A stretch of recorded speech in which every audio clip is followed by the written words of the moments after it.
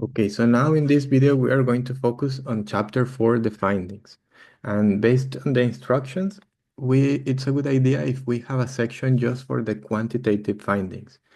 And in that section, I think it's good if you start with the descriptive statistics, then you present the correlation matrix, and finally the regression models, and you discuss each of this table one by one.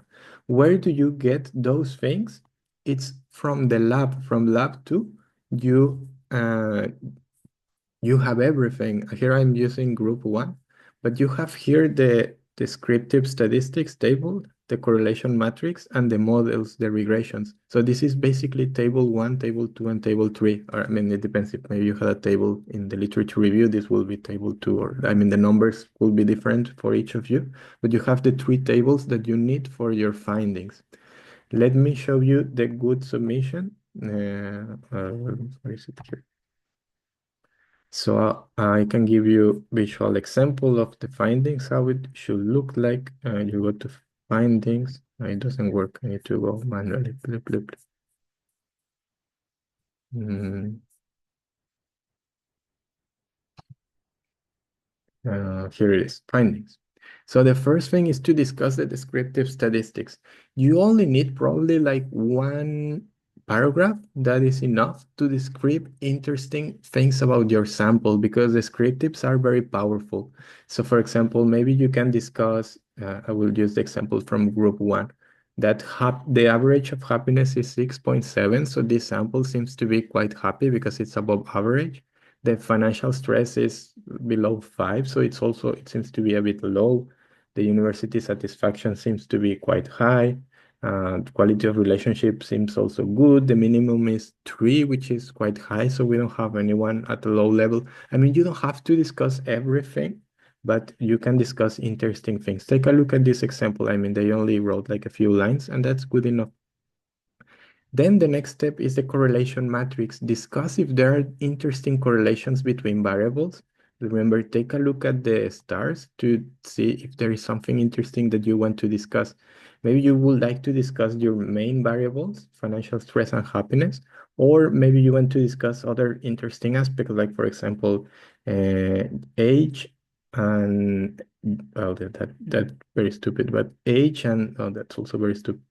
Mm, what can be interesting? Swedish and relationships. It seems that being Swedish has a positive correlation with relationship quality. So this means that maybe people who are born in Sweden have better quality of relationships compared to the people in your sample who are not born in Sweden. It's a bit interesting. We cannot really build any conclusion from that because we need to theorize that and argue, do a literature review on this to actually kind of do something and then do the regression analysis. We cannot really conclude that if you are born in Sweden, you are better at relationships. But in this sample, there is like a statistical correlation that it will be interesting to discuss. So do that in that this correlation matrix part. And after that, the regression analysis. And the regression analysis might take more time.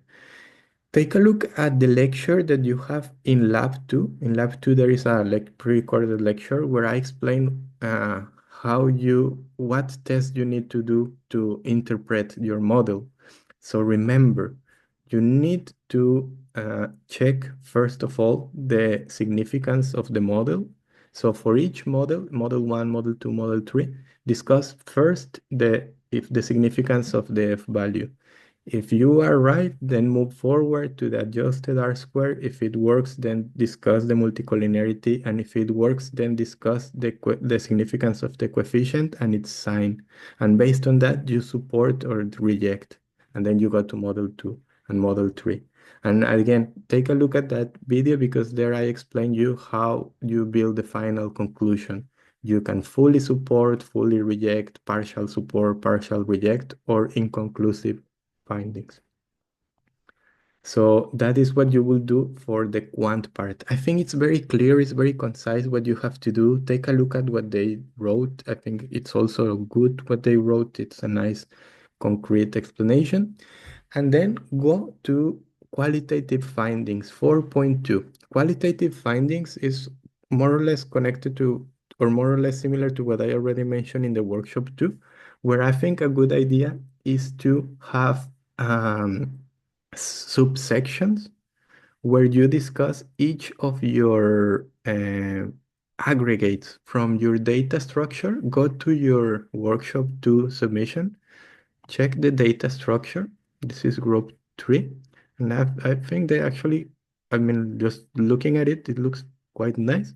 They have 3 nice aggregates that I think they can discuss in the 4.2. So maybe 4.2.1 would be student experience. Discuss what about the student experience. Try to maybe discuss your themes that could be interesting. Discuss what is inside of that. And two important things. First of all, I think it's important that you include quotes. That I think they're doing well in here. Include quotes that also come from the analysis of workshop 2. So maybe you can copy paste this quote or something to show or to illustrate, provide evidence of that. That is one thing that you need to include. That's very important. Do not forget that. I think they did also a good job. Keep that in there. An observation here and a suggestion. They, in this findings, they are already including some literature. Like they are saying, like there is a study that mentioned this and we found this.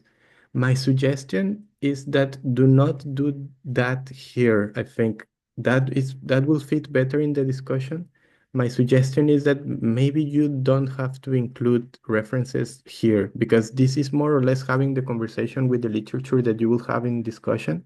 I think that can make it too long, unnecessarily long, because in the end you will discuss in chapter 5. So maybe in chapter 4 you can only provide evidence, only your data. No need to bring previous literature in chapter 4, especially in the qualitative part. I mean, you can do it, and if you think it's important, you can do it. It's not like it's wrong, but my suggestion is maybe focus more, give more attention to your own quotes, your own data, explain as detailed as possible, at being conscious of the space that you have, each of your aggregates at least.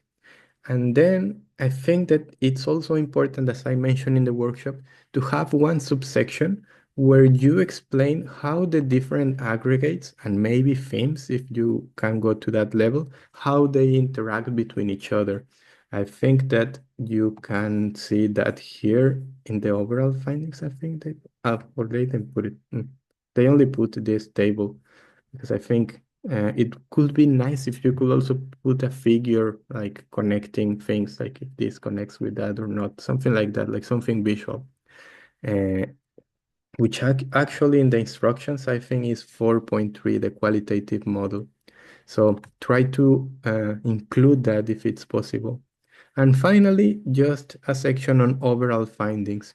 Actually, I remember that Victoria suggested me to write a section specifically on the model because she said that the model is very useful, so she wants you to include the model.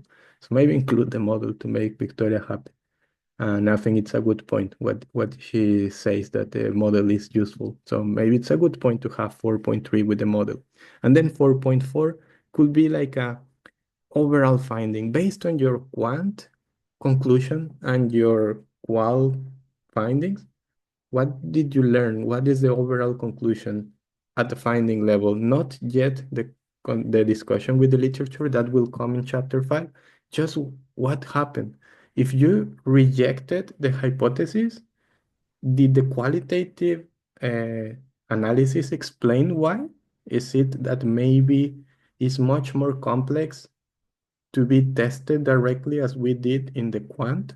Or if you support the hypothesis and the qualitative results are also coherent, what did you bring new to the table? Like, did you bring more complexity or did you actually clarify maybe things like before they were a bit blurred and your qualitative reasoning explain why there is a relationship?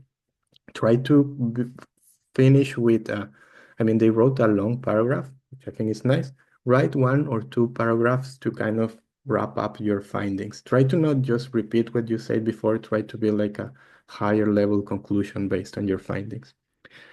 And that's it. The discussion will come later, and the discussion is where you go back to the literature, and we have a lecture on this, and I will explain that later. So that will come next.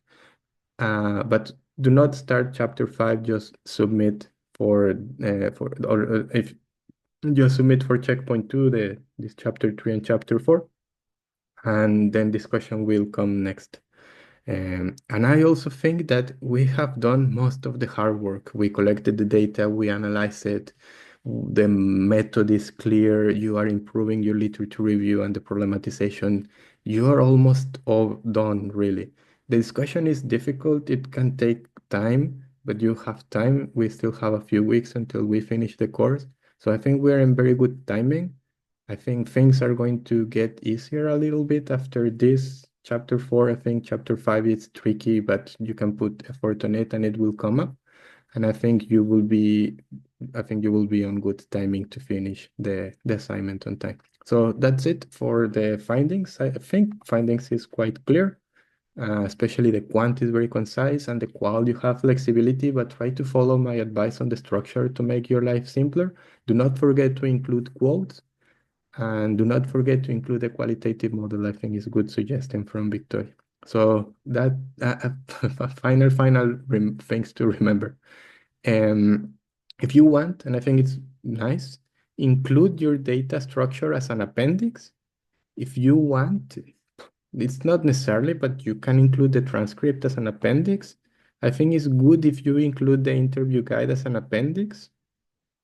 And these tables will be in the main body, as in the example, like they will be in the main body of the text. I think data structure and the interview guide will be appendix. And this is also in the main body, the lab 1 thing, it's in the main body of the methodology. So just to clarify that, what came from lab 1 and lab 2, these tables and this text is in the main body, the interview guide and the data structure, this goes in an appendix at the end of everything because it's very long.